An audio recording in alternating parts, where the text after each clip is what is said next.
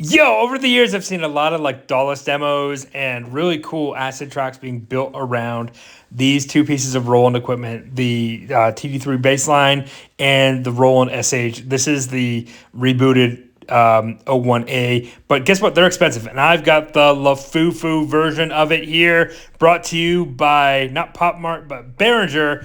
And these are kind of really good authentic clones of vintage Roland equipment. I've really hated the TD-3 forever, and I finally kind of got a good way to kind of workflow through it. And so here I'm making kind of a quick 16-note bass line, and I guess I didn't realize like what its purpose was in kind of a DAWless setup. And it is minor, right? It's not a drum machine; it's a bassline thing. And for me, alongside of the MS-1 or the SH-01, it does provide a lot of great, kind of bassiness, and it's got some great filters on it. So you can, kind of get those acid beats, and even without effects, it does a lot to make a cool jam. I'm going to start by making a new track here, and what I'm doing is I'm going from the time mode to the pitch mode to write in how many notes I want to have. I can put in my rest there if I want. And then I also can go back to pitch mode and kind of paint in my notes that I want to play over the pattern I built. And then after that, I can actually go and put in slides and accents, which are kind of cool. Not really my thing. I think the accents are cool. The slides actually kind of sound cheesy to me. But still, this is a way really quickly that you can just kind of like work through building a pattern on your TD unit, and it starts to sound pretty cool quickly. And cut to the actual Roland equipment we're using here with the R8 drum machine. It's going to do our kind of backing drums and run the time for all of these units through the power of MIDI.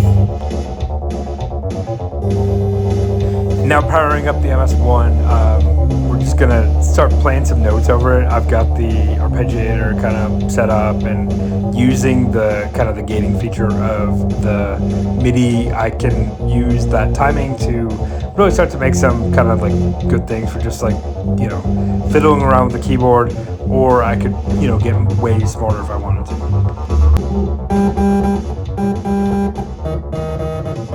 You hear how all these instruments really start to sound good together, even though they're clones. Aside from the R8, the TD-3 has so much potential if you want to work it, and of course you can do more than just one pattern like I'm doing and write a song.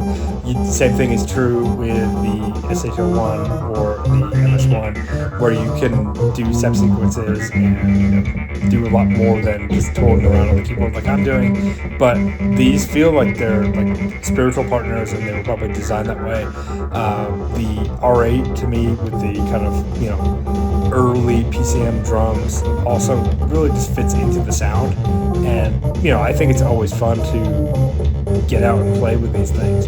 For me, I'm doing way more on Ableton 12 now than I am with physical equipment, but at the same time it's always really fun to just get on and turn some knobs.